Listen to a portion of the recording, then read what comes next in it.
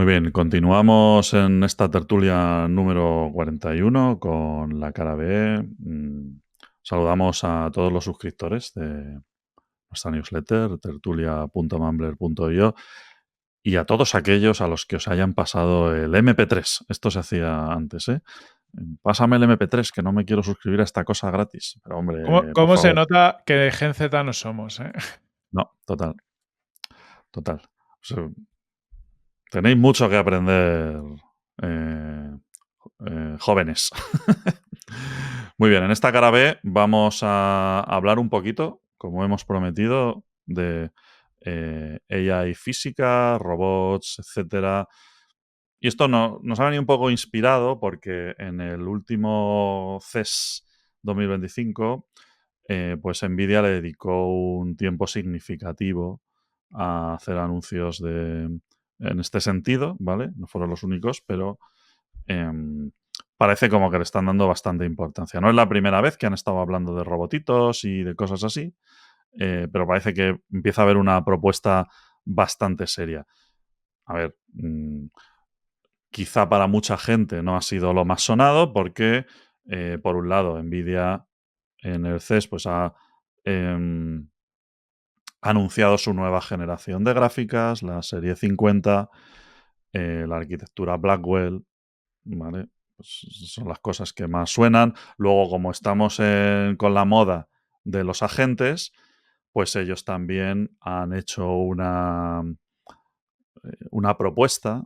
A mí me parece bastante bien tirada, además, en colaboración con varios desarrolladores de frameworks de agentes, pues han sacado unos blueprints, una manera de productivizar fácil, unos repos y tal, que está muy bien, pero enseguida se pusieron a hablar de AI física y yo creo que merece el tema que aquí nos comparte Corti esta foto que parece de la peli de Iron Man 2.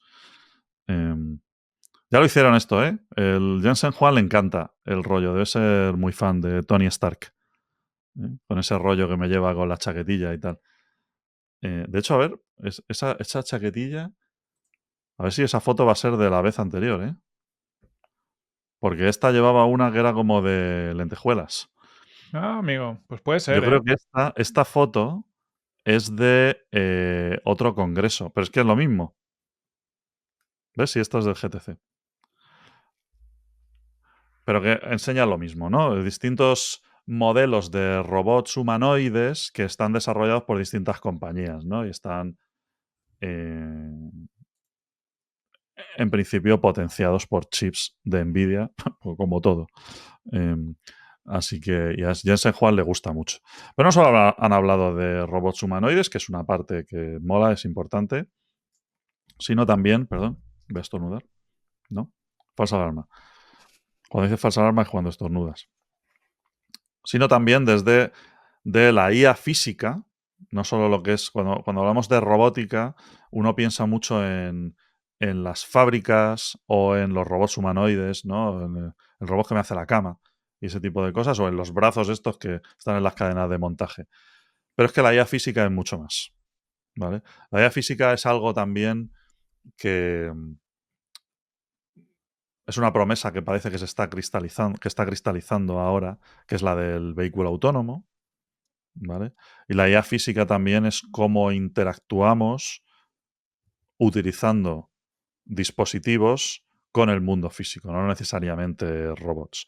Y Nvidia tiene, digamos, propuestas para todo esto, lo cual está muy bien. No solo hablaremos de Nvidia, que lo estoy centralizando todo mucho aquí, pero bueno, en general hablamos hoy en la cara B de IA física. Hmm. ¿Qué tal? ¿Cómo lo habéis visto vosotros todo esto?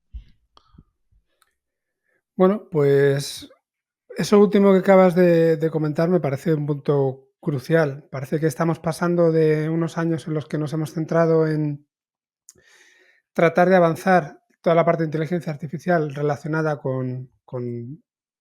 bueno, con el soporte a los humanos, pero dentro de las máquinas, es decir, los algoritmos de IA generativa, temas de predicción, si queréis, que venían de antes, generamos texto, generamos imágenes, pero todo se queda dentro de la máquina, no sale de ahí.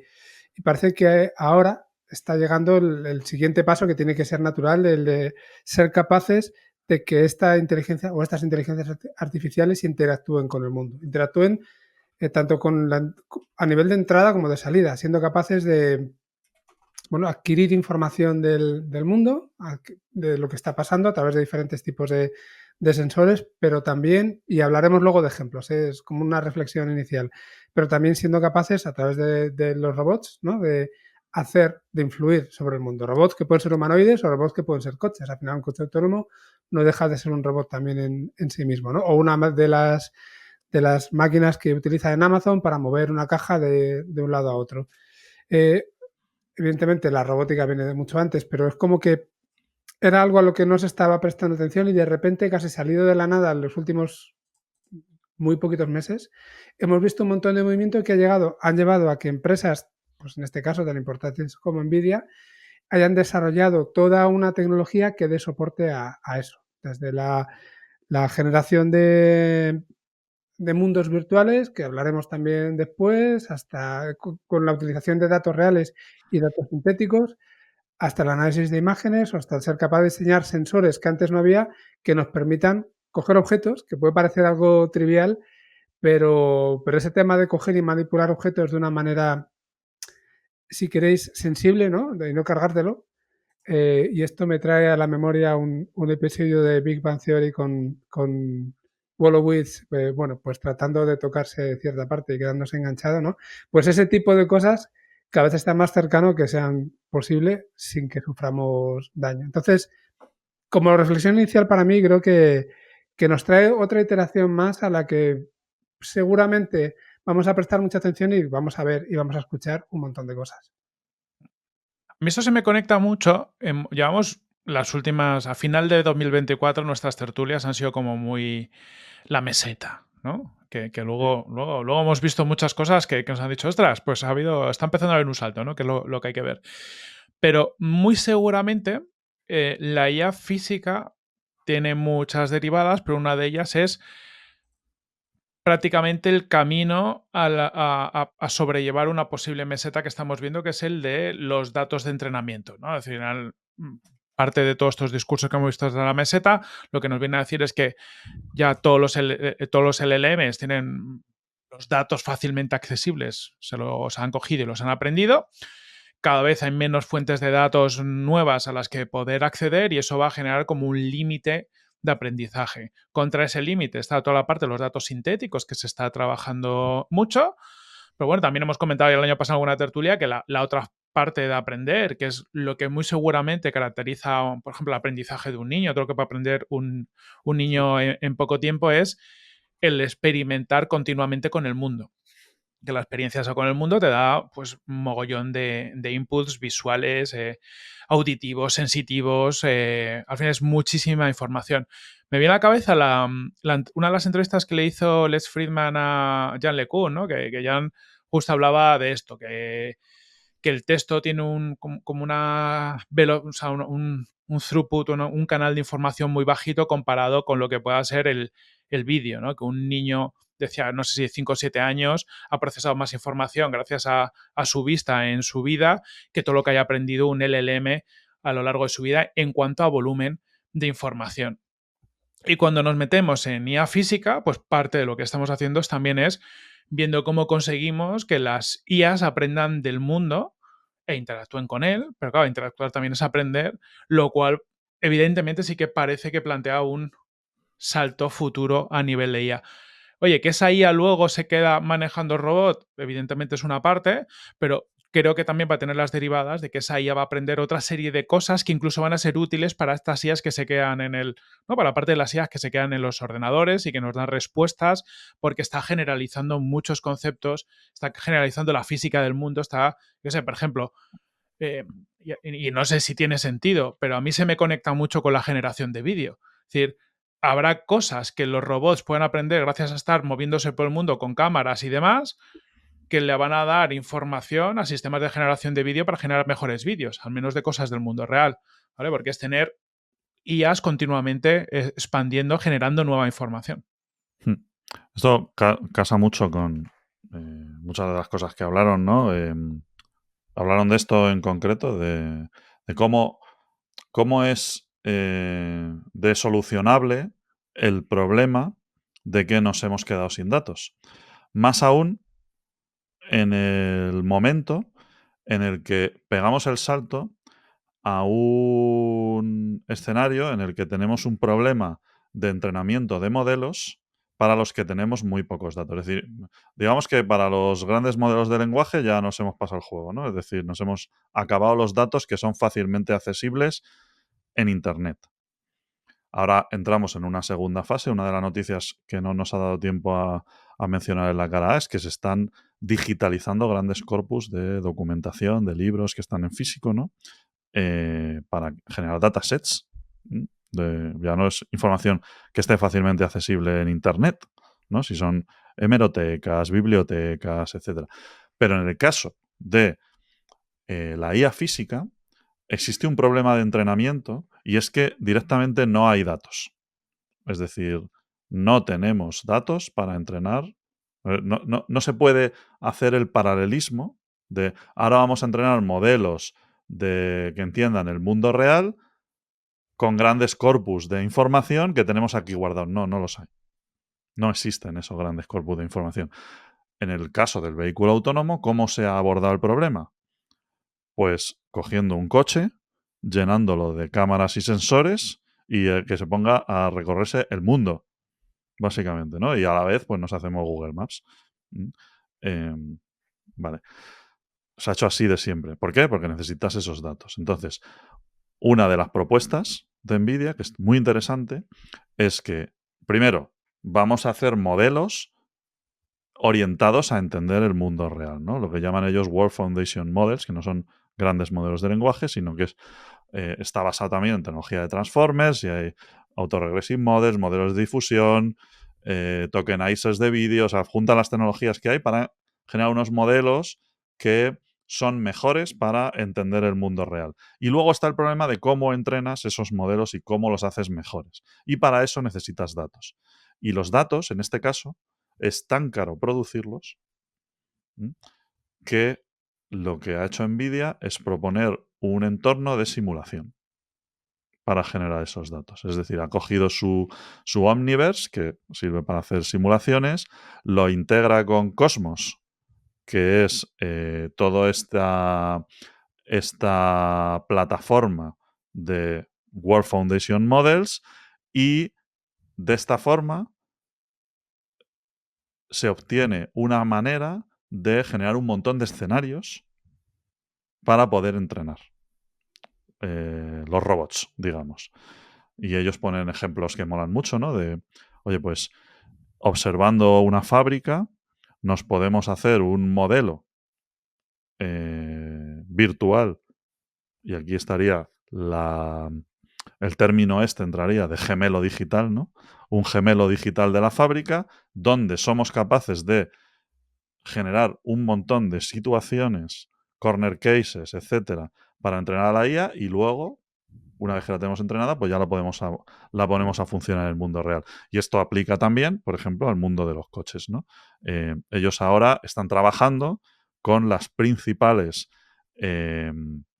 empresas que lideran la iniciativa del coche autónomo para que usen sus sistemas para entrenar modelos con información que no tienen en las bases de datos de conducción generadas. Es como aquello que decíamos de los que habían entrenado con el GTA, ¿no?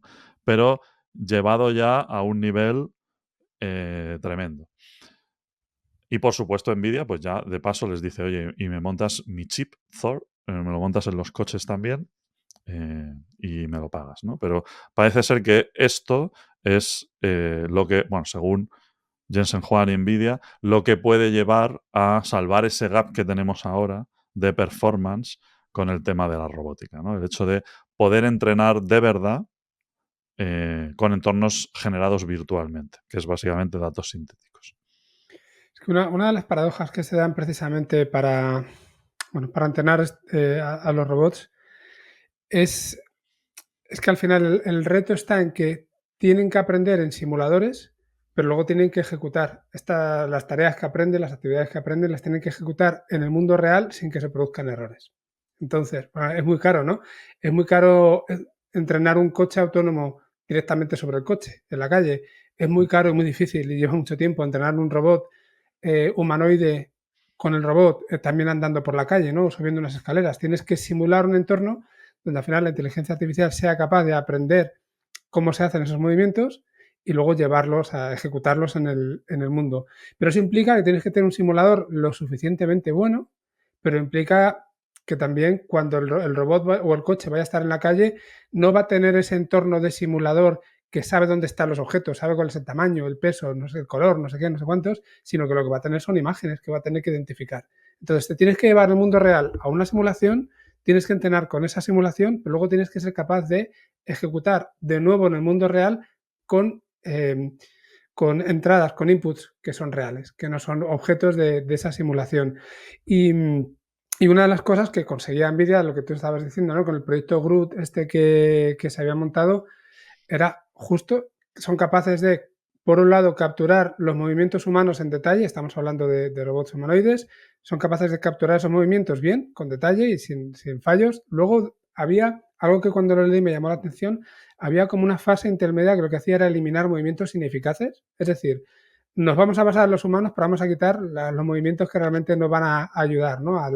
al robot. Y luego lo que hacen es generar datasets que son inmensos, que son masivos, con esos datos que luego van a permitir entrenar al robot. Entonces, claro, yo, bueno, damos la cebolleta, pero cuando estudiamos en la universidad, y Luis y yo, ya lo sabéis, fuimos compañeros, yo realmente la especialidad que cogí fue robótica, aunque luego el proyecto de fin de carrera fue inteligencia artificial y ya tiré por ahí. Y claro, todo eso estaba, si hablamos de la inteligencia artificial que hace 20, 20 y pico años estaba súper alejada, pues esto también parecía ciencia ficción. Pero ya estamos ahí, ya estamos en ese punto en el que somos capaces de algo que era súper complejo, sigue siendo complejo, pero estamos encontrando una solución que parece la adecuada. Desde luego hay mucho ingenio, estoy de acuerdo. No es como cuando lo han contado, es la sensación de, ostras, habéis encontrado una forma para facilitar esta evolución, que si no es compleja. Hay un mensaje que ponía alguien del equipo de NVIDIA en Twitter y decía que básicamente como estamos intercambiando computación por datos sintéticos, así no estamos limitados por los límites físicos fundamentales de 24 horas al día por cada robot. Y me gusta mucho, ¿no? Como el concepto, yo da la sensación que han partido de ahí. Ostras, si entreno solo con robots estoy súper limitado. ¿Cómo pienso fuera de la caja para ser capaz de ir mucho más rápido, ¿no? Y de aquí plantean pues los distintos modelos que están planteando para conseguir información, ¿no? Los modelos que hay uno conectado a gafas, otros de datos de humanos. Y dices, ostras, aquí le han dedicado tiempo y esfuerzo. Esto no se llega ahí sin hacer una apuesta muy potente y saber que esto va a ser algo muy relevante para ellos. Y lo de la apuesta por el multiverso, ¿no? Porque, claro, eso es interesante porque tienen una relación especial con Meta. Hacen mucho uso de los modelos de llama. Jensen Huang los menciona continuamente y tal. Y Meta es quien hace la apuesta principal, ¿no? Por el tema multiverso y multiverso con IA. Multiverso, entendiendo, claro, es que digo multiverso y quizá el término lo estoy mezclando aquí, ¿no? Pero dispositivos, o sea, la fusión del mundo virtual con el mundo real a través de dispositivos que se integran en nuestro día a día, y esto tiene su expresión más fácil de entender con las gafas, la propuesta de Meta de las gafas Claro. de realidad virtual, pero es que ya no necesitas las gafas futuras, ¿no? Si tú tienes una Ray-Ban Meta que las llevas todo el día puestas y están continuamente, son capaces, imagínate, de capturar los movimientos que tú estás haciendo con las manos, ese es el tipo de datos que no se tienen. Datos sobre comportamiento humano, cómo mueves tú las manos, cómo manipulas objetos, como tal. Esos datos o los grabas al efecto o no los tienes y solo los puedes sacar de la interacción real de los usuarios, ¿no? Con el mundo. Si tú eso lo llevas a nivel masivo, pues te lo resuelve el Big Data, cómo se resuelven estas cosas. Entonces esa es una de las propuestas y la otra, mientras no lo tengas, pues es simular. simular todos los casos que no tienes, ¿no? A mí me parece que está muy bien tirado, sí. Si ¿Lo podéis estás poner la compartiendo? pantalla compartida, efectivamente, para, bueno, lo comentaremos para los que lo estéis escuchando, pero esto es una noticia que ha salido, si no es hoy, ayer prácticamente, ¿no? Antes de grabar. Es un vídeo en una universidad en Shenzhen de un robot humanoide. Todo el mundo, bueno, intentan decir que no es fake, ya uno nunca sabe, ¿no? Igual que pasó con Tesla hace poco.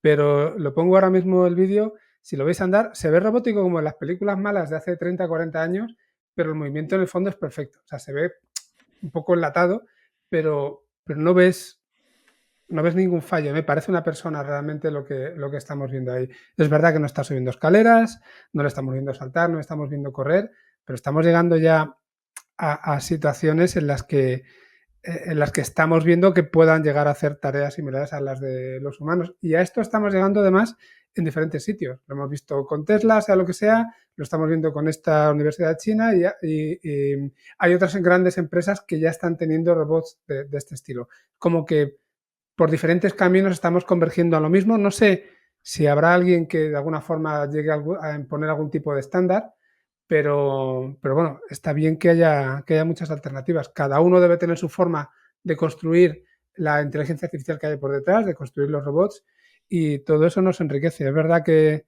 hay que ver luego lo que nos comparten desde China, pero bueno, también las empresas grandes americanas tampoco comparten, ¿no? Tienen sus propias patentes y lo dejan ahí.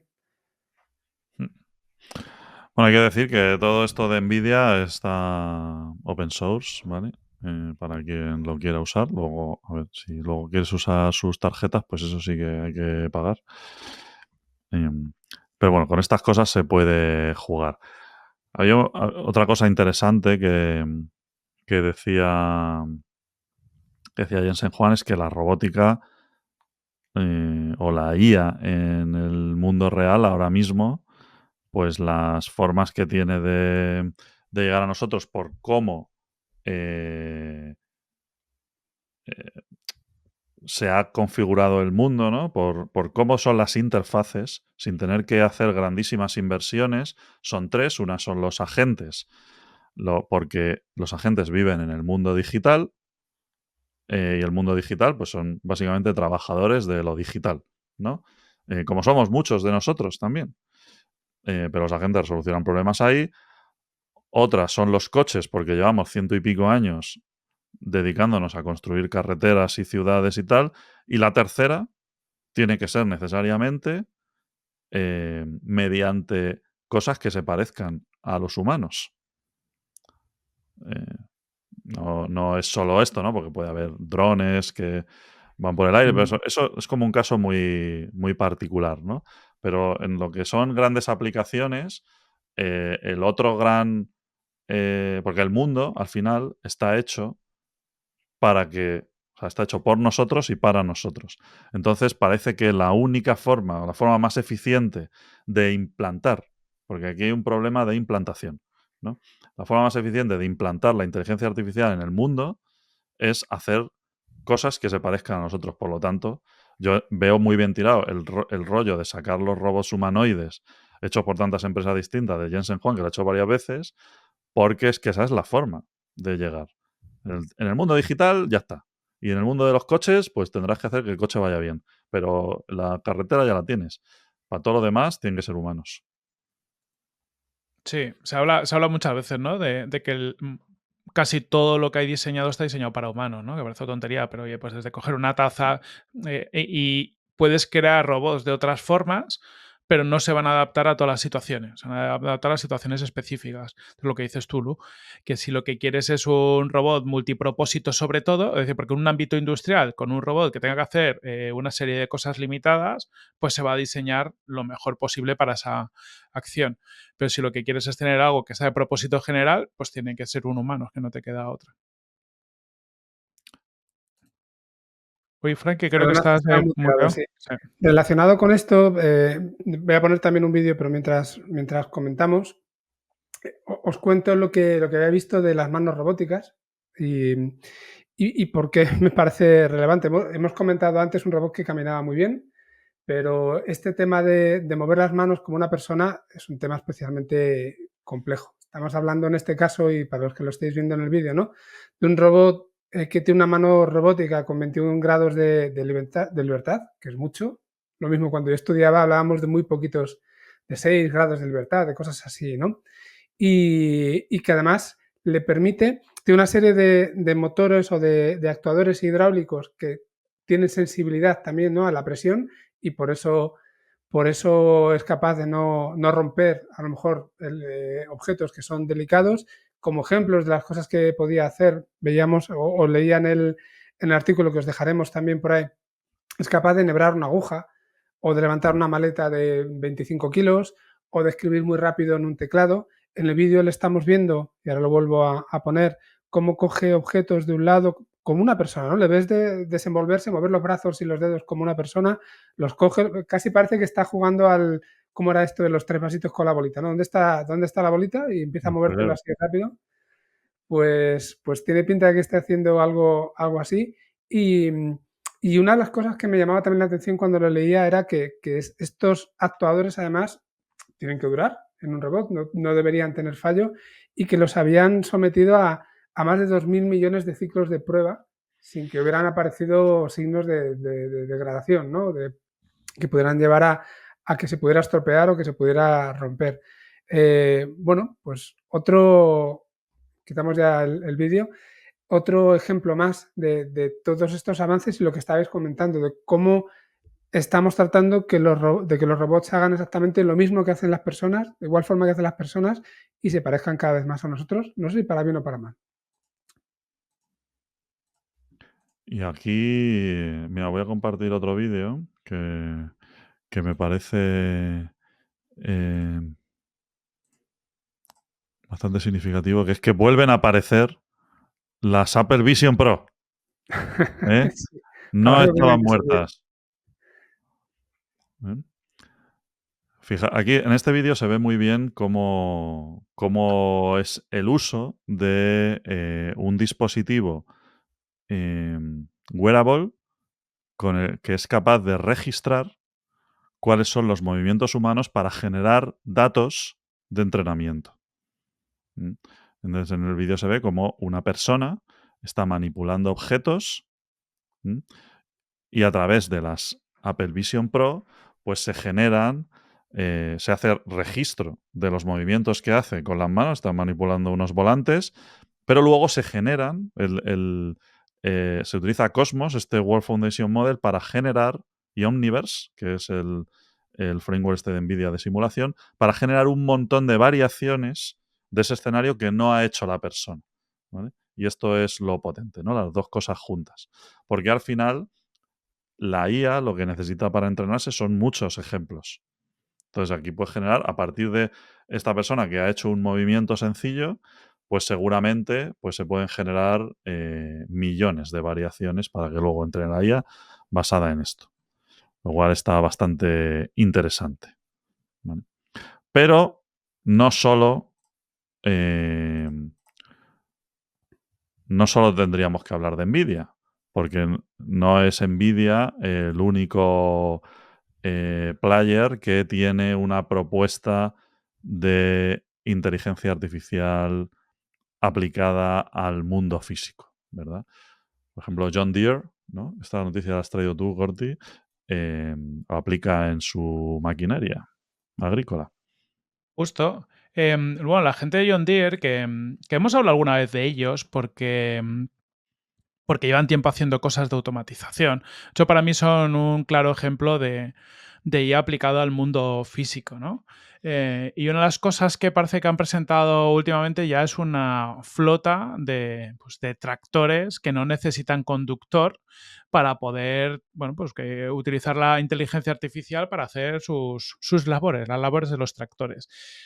Lo cual, en determinados contextos creo que va a ser más complicado. Yo no sé, tardaremos más ver esto en España por múltiples motivos, ¿no? Por cómo es la industria aquí, pero también por cómo son los campos. Pero cuando tienes en cuenta que en Estados Unidos lo que suele haber son grandes superficies de terreno, pues con maíz, con otros cultivos, pues te encaja muy bien, ¿no? Porque, oye, pues la inteligencia artificial evidentemente puede operar estas máquinas, pero encima, en teoría, la complejidad no es tan grande.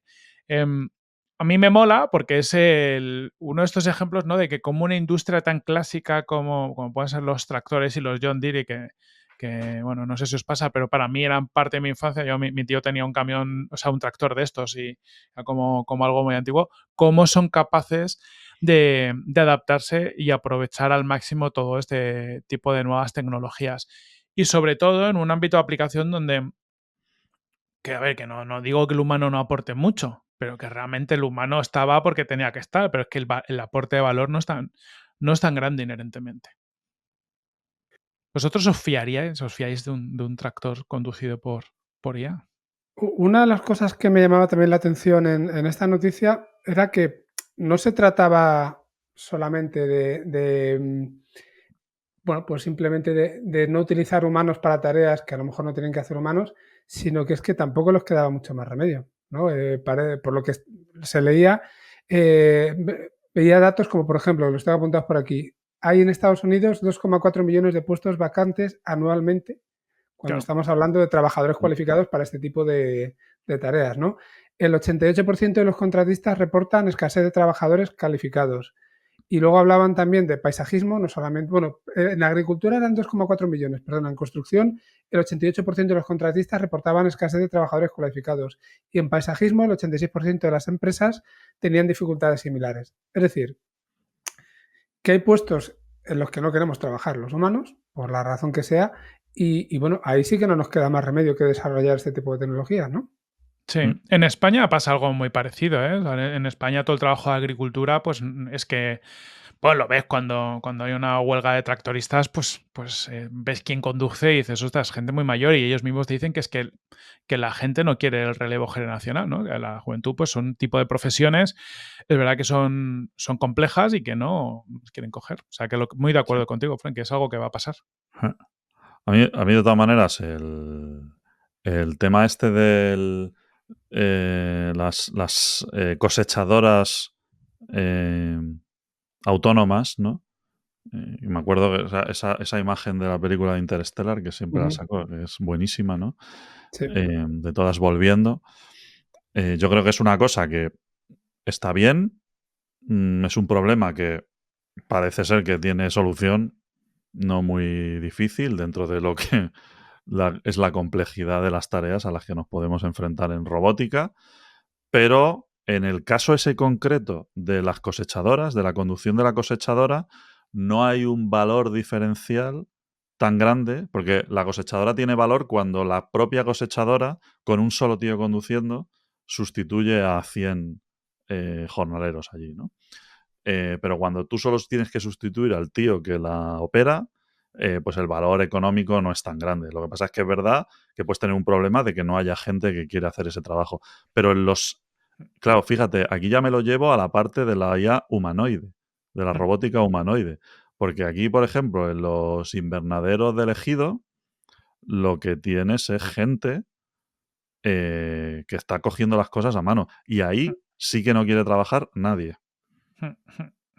¿No? Yo creo que está más el problema ahí diferenciado. Entonces ahí lo de las cosechadoras está de puta madre y creo que, oye, lo de John Deere es la hostia, pero que hay que dar una solución con robots humanoides seguramente a este Claro. problema. O sea, lo de la cosechadora, lo bueno que tienes es que al final puedes tener una máquina trabajando 24/7 y, bueno, tiene no un poco eficiencias en tiempos de recogida, que puede trabajar por la noche y que no se pone mala, ese tipo de cosas, pero muy de acuerdo.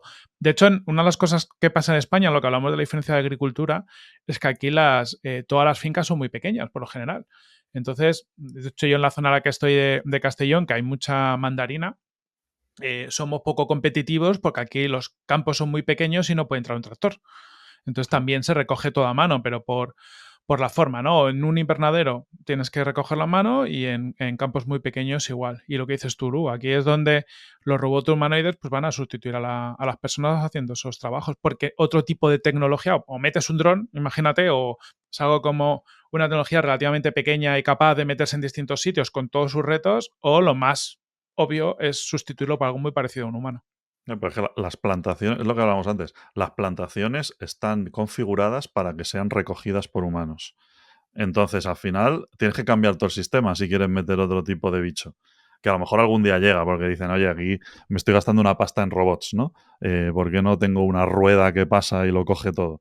Vale, pero entonces tienes que, la cosecha del año que viene ya la tienes que hacer distinta para que funcione ese cacharro, porque si no, no funciona. Entonces habrá que pasar seguramente por el proceso, ¿no? Y primero pues será tener a unos golems allí que están cogiendo la fresa pero sin descanso ni un minuto, ¿no? Y luego eso se irá optimizando. Pero vamos, yo creo que ahí están los retos, ¿no? El otro día alguien me decía, un amiguete mío, ¿no? Que él se dedica, es transportista, ¿no? O sea, ha sido conductor de camiones, ahora es de autobús y tal. Y me decía que decía, es que dentro de poco ya en el metro de Madrid van a sustituir a los conductores del metro por la IA y van a ir solos porque esos tíos realmente hacen muy poco, ¿no? Tienen que hacer muy poco. Digo, ya, pero uno solo de esos tíos, ¿a cuántos pasajeros lleva? Es que la ganancia es súper marginal, ¿sabes? Es que tiene que estar en otro lado. Porque realmente sustituir a uno de esos, pues bueno, casi no fallan, tienen mazo de asistencias y es que ya te digo, un solo conductor de metro, Sí. el valor que aporta es tremendo, ¿no? Y no es lo mismo que recoger fresas. Entonces, bueno, yo creo que veremos cambios, pero que no van a llegar de un día para otro. Y el tema de la IA física, pues aplica a muchos más sitios de los que, pues ponemos este ejemplo, ¿no? De John Deere, porque aplica a más sitios de los que nos imaginamos en primera instancia, ¿no? Siempre nos imaginamos a las fábricas con los robots automatizados y el vehículo autónomo.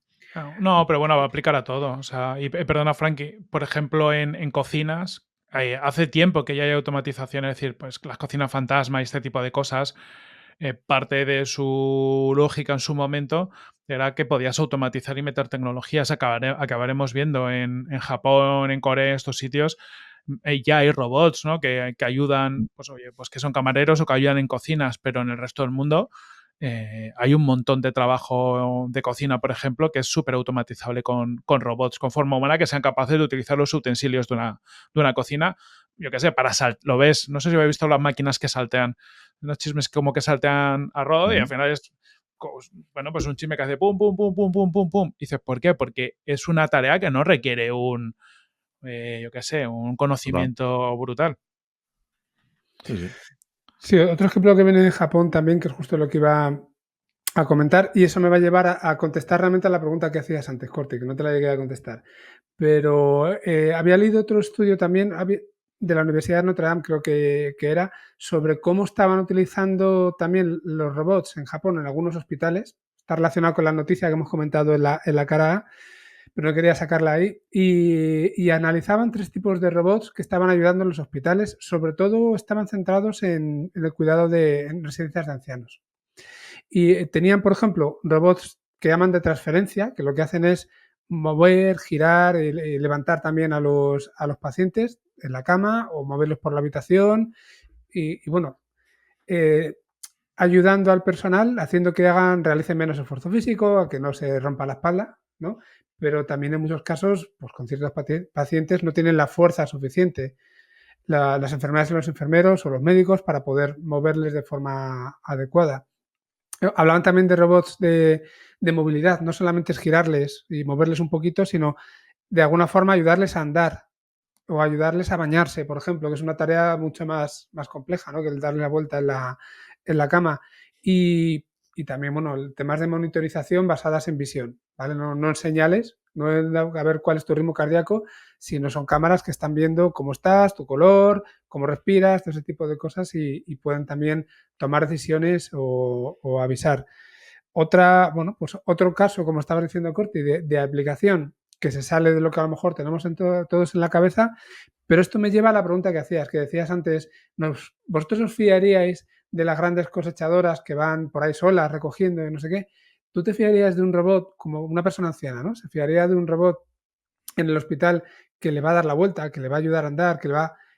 Claro, ¿de qué manera te fiarías más? Seguramente volvemos a lo que estábamos diciendo antes, si es humanoide, ¿no?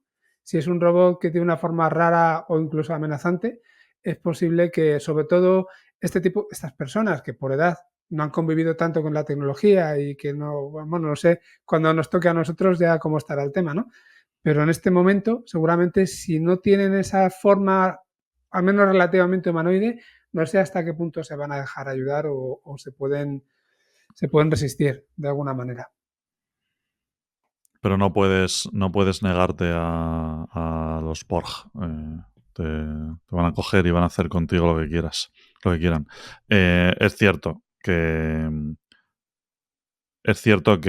para muchos tipos de aplicaciones va a ser necesario un tipo de forma que ya no es tanto pensando en lo directamente funcional, sino en que va a tener que interactuar con personas, y de la misma forma que tú no interactúas de la misma manera con un ChatGPT Voice Advanced Mode que hable como un loquendo, que si habla como Scarlett Johansson, Ujú. pues una persona no va a interactuar de la misma forma con un robot que tenga forma, que imagínate que tiene forma de escorpión, porque es que eso es lo óptimo, y de repente aparece un escorpión gigante en tu cuarto que dice, no te preocupes, te voy a dar la vuelta. Y dices, sí, hombre, que sí parece una persona, aunque claro, las cosas que parecen personas y no lo son del todo también pueden ser un poco creepy, ¿no?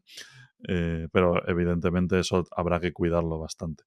Lo que pasa es que, claro, todavía ahí sí que no estamos, ¿eh? O sea, sí que podemos estar en un punto en el que un robot humanoide pudiera hacer una serie de tareas básicas de cuidado de personas, como por ejemplo llevar a alguien en la silla de ruedas de un sitio para otro y tal, pero estamos muy lejos de poder tener un robot humanoide que realmente parezca una persona eh, a los ojos humanos. Entonces eso es difícil, ¿eh? O sea, habrá que pasar por un periodo de adaptación. Sí. Yo creo que nos vamos a acostumbrar. O sea, al final, pero sí que es verdad que es como que psicológicamente es más fácil para nosotros adaptarnos a algo humanoide que a, yo sé, que interactuar con, yo sé, con una caja metálica. Hay una parte ahí, ¿no? Como de cercanía mental y de costumbre que nos va a resultar muchísimo más fácil. Pues muy seguramente estos robots humanoides, aunque sean un poco creepy a veces, en algunas cosas son como más familiares que lo que pueda ser cualquier otro diseño un poco más innovador. Mm. Y luego, bueno, había hablando ya de personas mayores y del tipo de interacción, ¿no?, que ellos requieren. em, Hubo hace años una experiencia que publicó una empresa que se dedicaba a hacer em, también con inteligencia artificial, pero de la de antes. Se dedicaba a hacer sistemas de asistencia para personas mayores que tenían un cierto grado de automatización, de manera que la persona, pues si tenía una emergencia o lo que sea, podía pulsar un botón grande que tenía ahí al lado, había varios botones, y eso le ponía en contacto con un bot por teléfono que atendía su petición, ¿no? Pues si necesitaba que viniera alguien o se había caído al suelo o lo que sea, tal. Y la mayor parte de las interacciones que ellos registraban no eran casos de necesidad, sino que sorprendentemente esas personas mayores llamaban a ese teléfono al otro lado del cual no había nadie, solo para hablar un rato. Ujú. Entonces, quizá tengamos que implementar esta serie de cosas que dan ese servicio tan humano, pero que en muchos casos nos sorprende que la gente que parece no estar preparada abraza, porque en muchas ocasiones no tiene otra cosa, ¿no? Dice, Es mira, verdad. y eso se parece también a lo que decíamos de la generación Z que usan como consultor a ChatGPT. De, mira, prefiero hablar con este que llamar a no sé quién que me va a calentar la cabeza con su rollo o no me va a escuchar y tal. Pues fíjate, esto es una aplicación inesperada de la IA, ¿no? Y a veces la gente, si tiene la necesidad, no le importa tanto, ¿no? Hacer uso de lo que tiene a mano, al fin y al cabo. Y si eso lo haces bien, oye, estamos en el camino de que las cosas sean menos robóticas, pero quizá, por ejemplo, había también otra que hablamos en su momento de un peluche para personas con autismo o con algún tipo de enfermedad neurodegenerativa, que era un peluche que hablaba con ellos. Y eso era un robot, ¿no? Pues estaban dispuestos a abrirse con ese bicho y no con personas reales, ¿no? Pues fíjate, usos de la IA. Quizá el robot que diseñemos para dar la vuelta en la cama para que no te salgan úlceras, tiene que poder dar también ese tipo de servicio. Y no importe tanto si no parece humano, si hace ese tipo de cosas, ¿no? Sí, aunque sea tener una voz amable, agradable, un tono tranquilo, ¿no? Que transmita esa, pues eso, esa tranquilidad al paciente en este caso, seguramente ayude mucho más a que el hecho de que se parezca a una persona. Eso más que una enfermera con mala hostia, ¿no? Sí. Que hay enfermeras que son un amor, ¿eh? No digo que La no. mayoría. La mayoría. Por si estamos diciendo esto, pues si tenemos que ir a un hospital próximamente, ¿no? Ya sé que nos escuchen. Exactamente. O que tú puedes elegir el modo, que a cada uno le va lo que le va. Es verdad. ¿Qué te apetece hoy? Ven con el látigo. Bueno, ibas a decir Bueno, algo.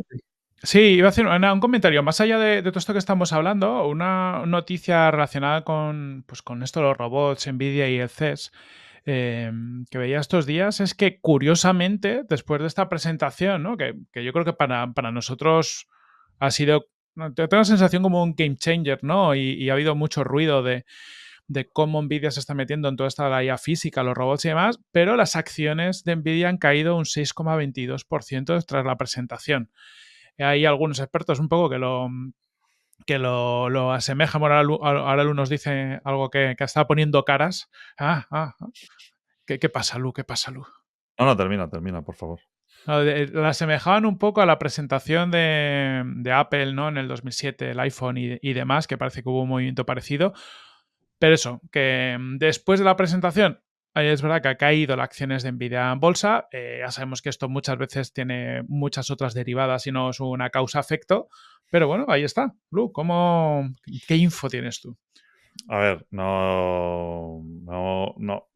Todo esto son conjeturas, pero yo creo que la parte de la robótica no afecta tanto a las acciones de Nvidia como haber anunciado una nueva familia de tarjetas gráficas que han generado ciertas dudas. Porque estamos en un...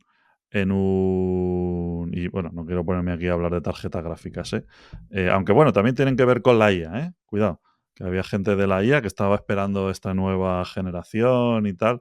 Y con la serie 50 de Nvidia han pasado dos cosas. La primera es que no se ha orientado en ningún caso a aplicaciones de inteligencia artificial, es decir, las tarjetas gráficas desde el punto de vista de Nvidia son para gaming, ¿vale? Con todo lo que eso conlleva. Y una de las cosas que conlleva es que los modelos como que no son el modelo tope gama, que en este caso sería la 5090, parece ser que van a llevar una configuración de memoria bastante baja, bastante modesta. Eso imposibilita en muchos casos la ejecución de determinado tipo de modelos que mucha gente usa en local. Estoy pensando en Flux y cosas por el estilo, ¿no? Entonces, esa parte de IA es como que no se ha visto satisfecha y había un hype con lo que iba a presentar Nvidia en cuanto a tarjetas. Y desde el punto de vista del gaming, pues se han hecho unos benchmarks que saca Nvidia y que dicen que esto es mejor que la generación anterior, cuando la generación anterior se hace unas comparativas con tarjetas que tienen mucha más memoria, y entonces yo creo que eso le ha restado confianza al anuncio de Nvidia. Entonces, hasta que no estén las tarjetas aquí, que llegan a finales de este mes, pues yo creo que hay incertidumbre y eso a Nvidia seguramente le afecte mucho más desde el punto de vista de la bolsa que presentar un framework de simulación para robótica. Si hubiesen sacado un robot que diese volteretas, todavía. Pero es que realmente no han dicho nada muy tangible en robótica. O sea, han presentado grandes aspiraciones y proyectos y colaboraciones con gente muy importante.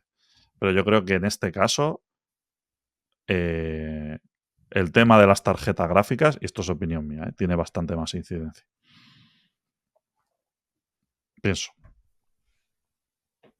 Tiene sentido, pero está ahí el dato. Yo ya al final, muchas veces la sensación del mercado no la sabes, ¿no? Muy de acuerdo que muy seguramente tenga más que ver con los efectos a corto y medio que van a ser las tarjetas, Pero también es curioso, ¿no? Que si una compañía te está contando una visión de futuro tan potente, pensemos que lo de la IA física, lo que estamos hablando es de un nuevo several trillion market, seguro. Sí, O sea, claro. estamos hablando de algo muy grande, ¿no? Es curioso, pues, o que el mercado no está pensando en largo plazo, o que Y hay una desconexión. no se cansó de decirlo eso, Jensen Huang, Claro, el tamaño de ese mercado. Que lo es, el tamaño es ese. Otra cosa es que luego lo capitalicen, ¿no? Pero el tamaño es ese, claramente, porque claro. es que todo aplica a tantas cosas que dices, ostras. Sí, es que es Eh, casi un nuevo mundo. O sea, esto afecta a todas partes del mundo. yo creo que la jodieron cuando dijeron que esto iban con Accenture. Eh,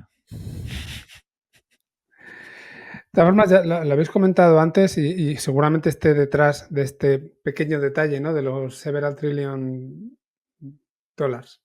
Que, o sea, que estabais comentando que no solamente es Nvidia, que hay más empresas que se están metiendo y todo esto que estamos comentando alrededor de la robótica, de hecho hemos hablado de muchas cosas, ¿no? Alrededor de la robótica está atrayendo, tiene pinta que va a atraer cada vez más a otras empresas que de momento no estaban muy cercanas a eso. Y, por ejemplo, otra de las noticias que en ella, de hecho, creo que salió ayer o antes de ayer también, Google, a través de DeepMind, que no estamos viendo en robótica de momento hasta el momento, ¿no? Están haciendo otro tipo de cosas. Pero DeepMind sí ha estado metido en los modelos de mundo que estabas comentando antes, ¿no?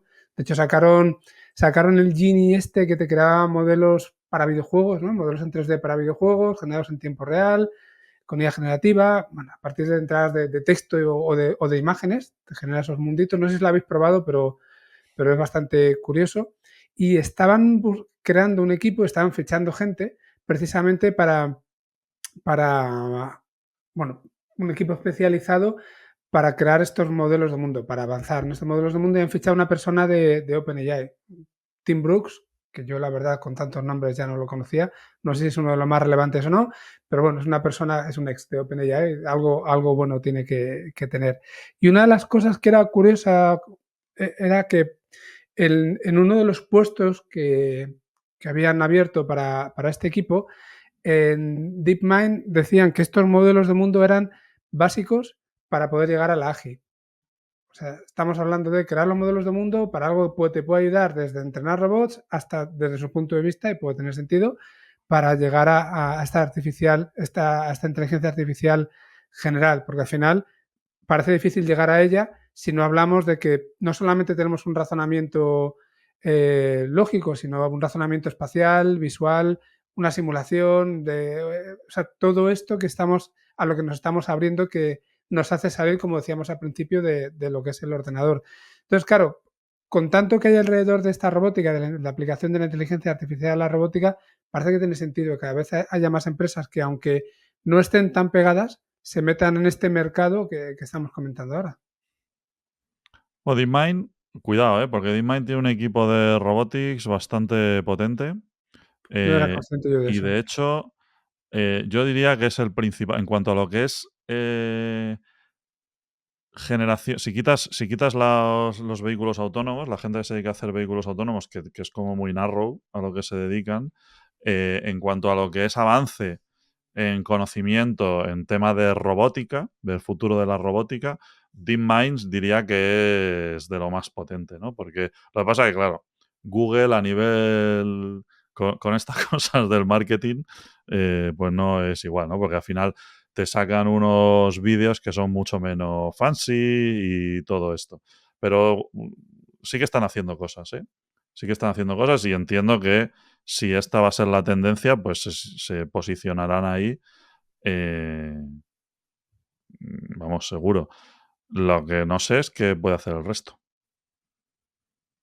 porque ahí ya no tengo conocimiento. OpenAI sé que hace cosas, pero no es su core, ¿vale?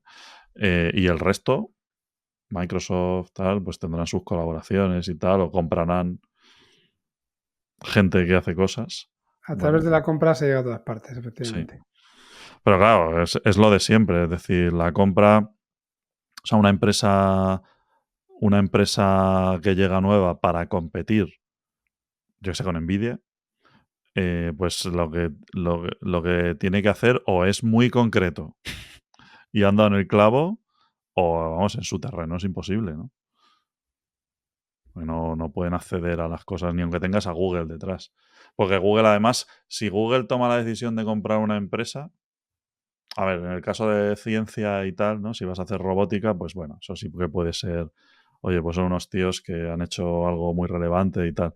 Pero la mayor parte de los casos es porque saben que ese negocio es fructífero porque tienen tus datos y lo han sacado. Entonces, en este caso, pues un poco más brindis al sol, pero vamos.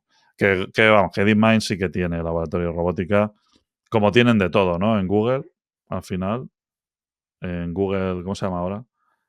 No sé si el nombre Alphabet. final.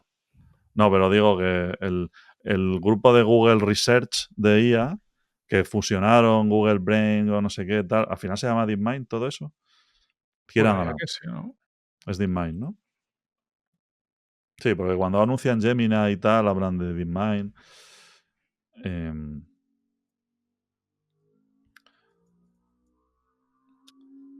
Lo estoy buscando, pero gustaría ver.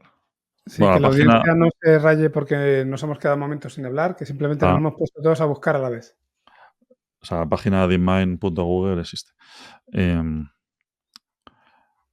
Y hay actividad en robótica. Lo que pasa es que, claro, las áreas de. O sea, tú miras las publicaciones de este grupo y es que hay de todo. A esto le pegan a todo. Sí. Pero bueno, Estoy algo viendo un tendrán que vídeo decir. de cómo tienen un robotito que te ata los cordones de la zapatilla.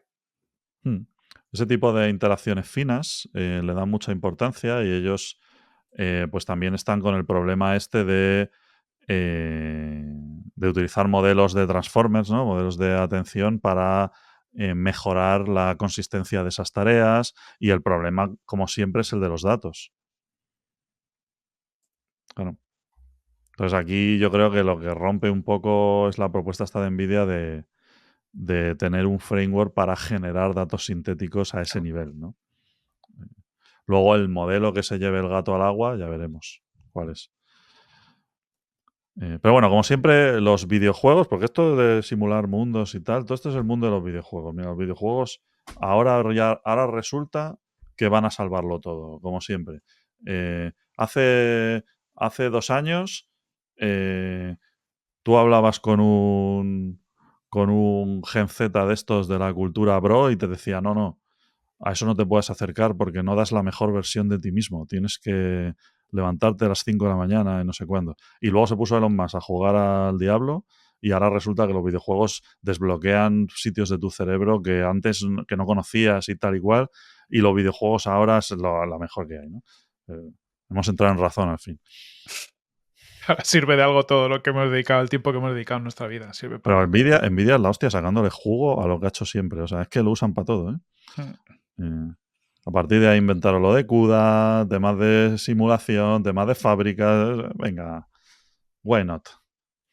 No, es parte de, ¿no? De ser inteligente, yo creo, en empresa compañía, de ir alineando, decir, oye, ¿qué es lo que tengo aquí al lado donde yo pueda aplicar todo mi conocimiento y no tenga que diverger demasiado, ¿no? Que a veces las compañías intentan meterse en cosas demasiado distintas y eso es muy complicado, ¿no? En una compañía. Pero si es, joder, justo el charquito al lado donde mi tecnología, mi conocimiento tiene un impacto directo, pues es mucho más fácil que funcione. Eso es la audaz, desde luego, porque claro, al final ellos han construido una plataforma, o sea, no están viendo su tecnología como una tarjeta para mover gráficos únicamente, sino como una plataforma de computación. Y eso, claro, cuando ya lo llamas así, pues ya eso sirve para muchas cosas, Claro. evidentemente. Y en eso, y claro, dicen, y en esto sí somos los mejores. Que también, y como nota así negativa final, les hace falta también un poquito de competencia, a los de Nvidia. A ver si alguien se anima. No sé. Digo, en el tema de las tarjetas gráficas, no sé si va a ser posible a estas alturas. Veremos. Todo es Así que posible. bueno, Desde luego, si llega a ocurrir, tardará tiempo. No lo veremos, pues no sé si en esta década ya.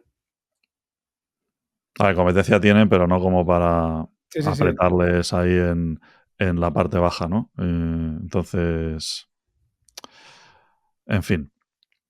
Muy bien, pues con esta reflexión antimonopolio nos despedimos de la tertulia por hoy. Muchas gracias, chicos, por haberme acompañado en este nuevo año 2025. Encantado de que estemos un año más en esta aventura de la tertulia juntos. Y lo que queda, y lo que queda. Y lo que queda, exactamente. Así que nada, emplazamos a nuestra audiencia pues dentro de un par de semanitas, más o menos, a un nuevo programa. Y hasta entonces, pues os podéis poner varias veces si queréis. Escucharlo en bucle, efectivamente, para dormir. Sobre todo, seguramente os va a ir muy bien para dormir. Ahí va bien, exactamente. Está demostrado. Si has llegado hasta aquí despierto, igual tienes un problema. Muy bien, pues nada, hasta la próxima. Un abrazo. Un abrazo. Un abrazo a todos. Hasta luego.